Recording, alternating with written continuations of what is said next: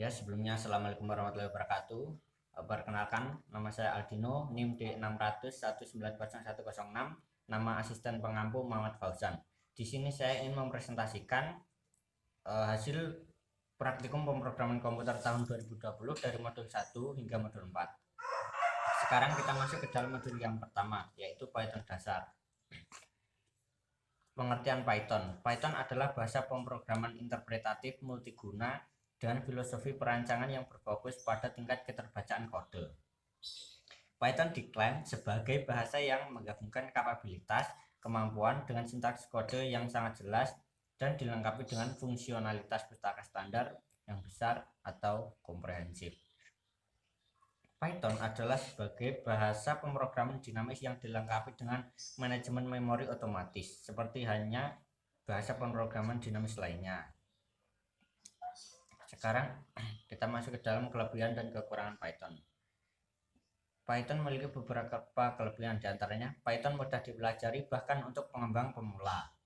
Kode mudah dibaca dan dapat menjalankan banyak fungsi kompleks dengan mudah karena banyaknya standar library. Pengembangan program dapat dilakukan dengan cepat dan menggunakan lebih sedikit kode.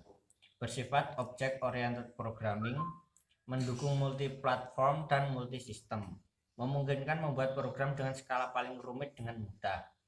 Sejumlah besar library atau pustaka tersedia untuk Python. Konstruksi pada saat aplikasi berjalan, memiliki sistem pengelolaan memori yang auto garbage collection seperti Java. Kekurangan pada Python, satu, sangat lambat. Yang kedua, Python cukup buruk untuk pengembangan platform mobile untuk Android atau iOS. Python bukan pilihan yang baik untuk tugas-tugas intensif memori. Hampir mustahil untuk membuat game 3D grafis tinggi menggunakan Python. Memiliki keterbatasan dengan akses basis data, dan Python tidak baik untuk pekerjaan multiprosesor atau multicore. Kemudian untuk flowchart sendiri. Di sini digambarkan flowchart program ATM sederhana yang sudah praktikan buat. Di sini dapat dilihat alur dari flowchart dari mulai input data diri, input tanggal, input pin, input perintah, perhitungan, hingga program selesai.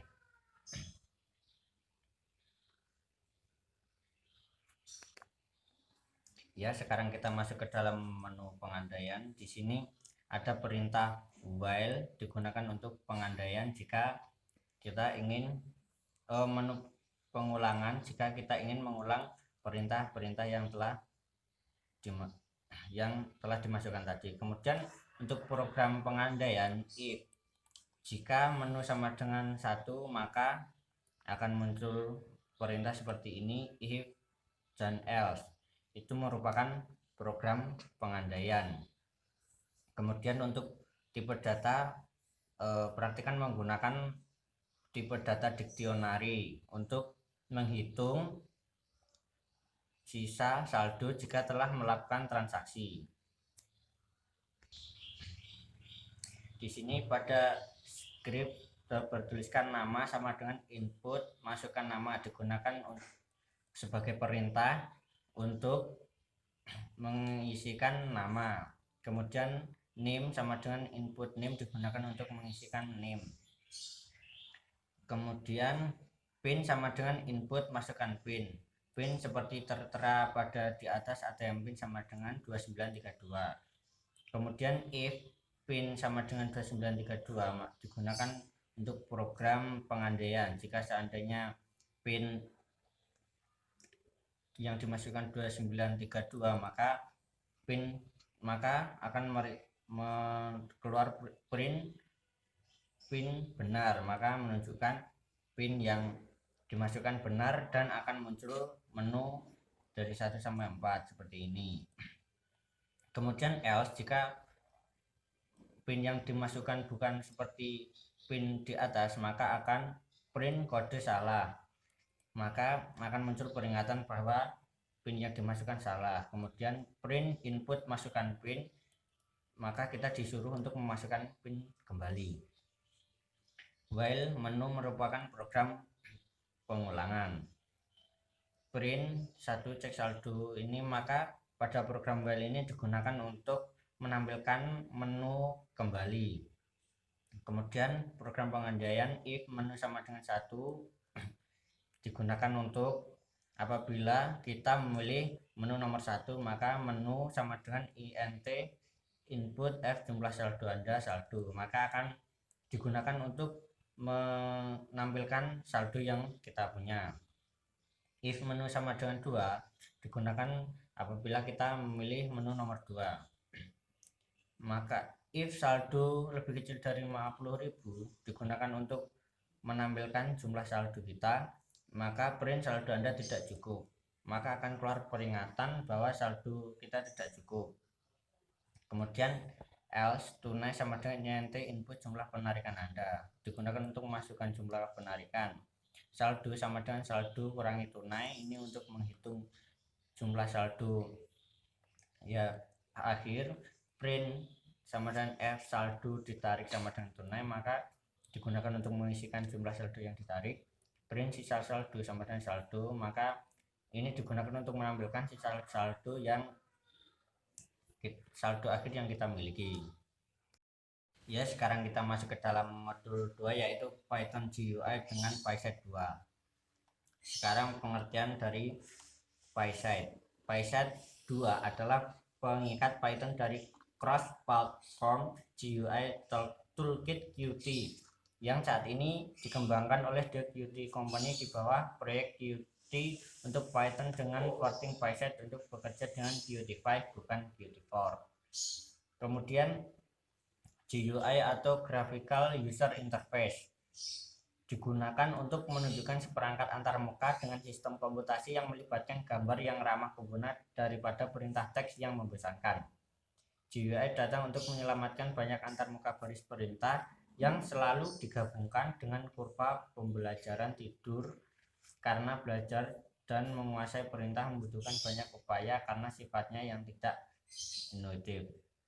Kemudian untuk program perhitungan di sini ada perintah import SJS digunakan untuk memanggil data dari PySide. Kemudian from PySide 2 Qt GUI import digunakan untuk memanggil data Qt GUI dari PySide 2 yang paling terbaru. Kemudian pada kelas gaji QWidget digunakan untuk membuat tampilan pada jendela. Kemudian pada dev content 1 digunakan untuk membuat perintah yang akan ditampilkan pada jendela.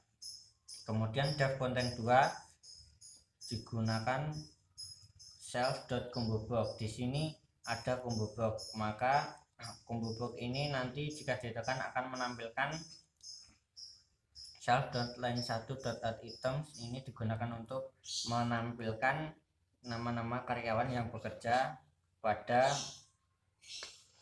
tahun. Kemudian dev content 3 digunakan untuk membuat tombol perintah. Di sini terdapat tombol hitung, hapus, dan kembali. Kemudian pada dev layout ini digunakan untuk melakukan perhitungan pada data yang telah kita masukkan. Kemudian dev proses 1 ini digunakan untuk menampilkan dan menambahkan nama-nama karyawan serta jumlah gaji yang diterima oleh karyawan. Kemudian dev proses 2 digunakan untuk menghitung banyaknya gaji yang diterima karyawan selama bekerja pada perusahaan setahun. Kemudian dev hapus digunakan untuk menghapus perintah yang telah kita masukkan tadi.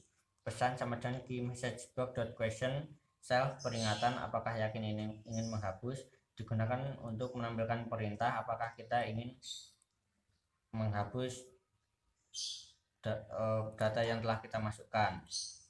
Kemudian pada dev kembali ini menghubungkan kita kepada menu utama. Jadi apabila kita menekan kembali maka secara otomatis program akan kembali ke menu utama. Kemudian if name main key application ini digunakan untuk membuat aplikasi. Sekarang kita masuk ke modul 3 yaitu web statis dengan Django. Pengertian dari HTML atau Hypertext Markup Language adalah bahasa pemrograman yang digunakan untuk menampilkan sebuah website. Dokumen HTML adalah dokumen teks yang dapat diedit oleh editor teks apapun dan disimpan dengan file extension html.html. Kemudian yang kedua, pengertian dari CSS. CSS atau Cascading Style Sheet merupakan bahasa yang digunakan untuk mengatur tampilan suatu dokumen yang ditulis dalam bahasa markup atau markup language. Kemudian yang ketiga yaitu web, yaitu Django. Django merupakan kerangka web atau web framework free dan open source yang mengikuti pola arsitektur model view template atau MVT dan ditulis dengan bahasa Python. Django merupakan framework yang mudah dan ringkas dalam penulisannya. Kemudian untuk membuat project atau membuat aplikasi, kita perlu menggunakan command prompt, yaitu pada web yang telah kita buat, kita tuliskan Python manage.py startup spasi nama folder yang akan kita buat, kemudian kita enter, maka secara otomatis jika program berhasil, pada web akan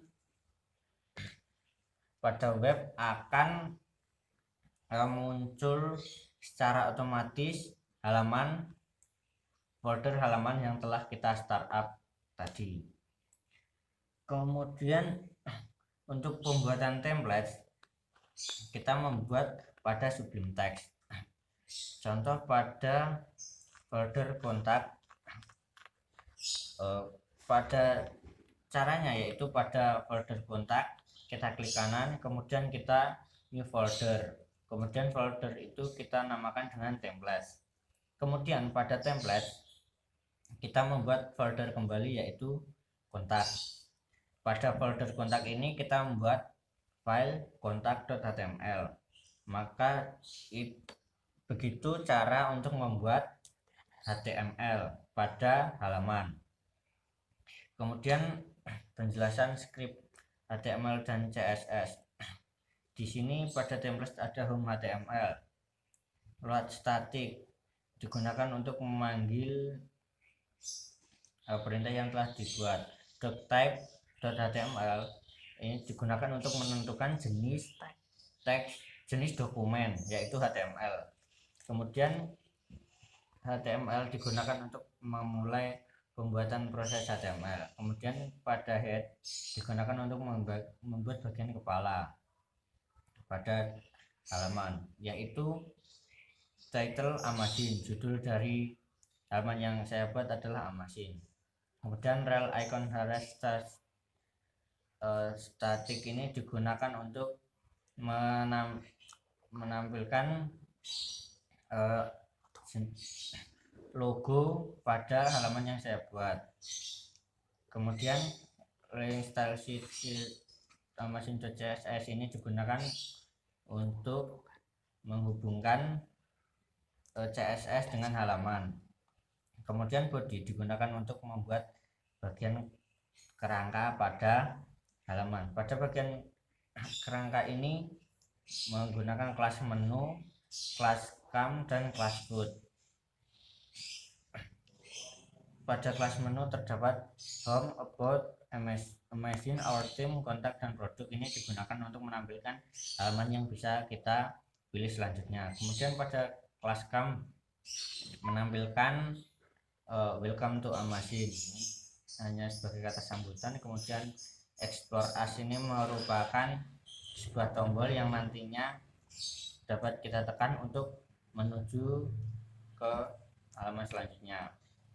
Kemudian pada kelas food di sini berisikan mengenai data tentang perusahaan Amazing. Kemudian pada bagian footer menampilkan copyright, di mana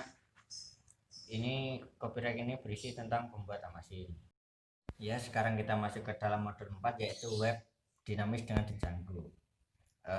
Pengertian dari database. Database adalah kumpulan data yang disimpan secara sistematis di dalam komputer yang dapat diolah atau dimanipulasi menggunakan software, program, atau aplikasi untuk menghasilkan informasi.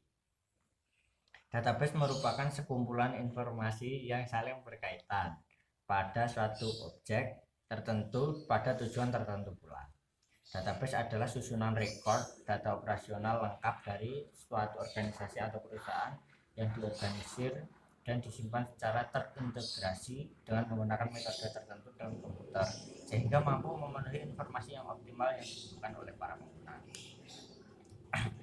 Sekarang cara menghapus, membuat, dan mengupdate data. Ya, di sini pada halaman dashboard terdapat perintah tambah data, kemudian pada tabel ada delete dan update. Kita klik tambah data, kemudian kita masukkan kode barang, kemudian nama barang, supplier dari, kemudian kuantitas, harga, kemudian kita kirim, maka data akan otomatis tersimpan. Jika kita menekan tombol update, maka digunakan untuk memperbarui atau mengubah data.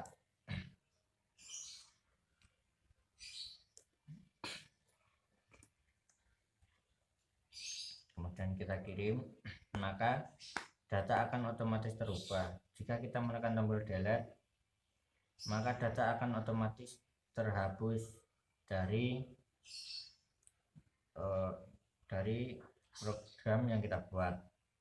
Kemudian manfaat dari database adalah untuk menyimpan dan dapat digunakan untuk mengubah atau menghapus data secara langsung. Jadi untuk proses penghapusan tidak perlu melalui script. Kita dapat melakukan perubahan, dapat menghapus langsung pada halaman program atau pada database. Kemudian pada HTML di sini pada HTML dashboard terdapat doctype HTML digunakan untuk menentukan jenis dokumen yaitu HTML. Kemudian title ini judul digunakan untuk memanggil judul. Kemudian link rel style sheet type CSS modul 3.css ini digunakan untuk memanggil CSS, menghubungkan CSS. Kemudian pada kelas menu ini digunakan untuk menampilkan halaman-halaman yang telah kita buat.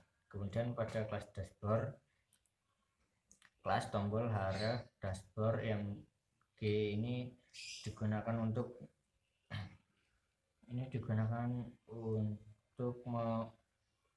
mengatur icon pada dashboard. Kemudian dashboard terjual ini digunakan untuk menu yang kedua yaitu program terjual. Pada menu yang pertama yaitu purchasing. Kemudian pendataan data baru, form, method, post ini cara pengiriman yaitu dengan post. Kemudian pada tabel ini akun form as tabel digunakan untuk membuat tabel. Kemudian button submit kirim dan kembali ini digunakan untuk membuat tombol. Kemudian pada kelas food seperti biasa digunakan untuk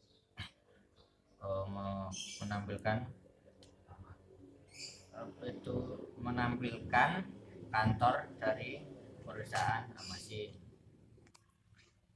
Sekian presentasi dari saya, ada kurang lebihnya mohon maaf. Wassalamualaikum warahmatullahi wabarakatuh.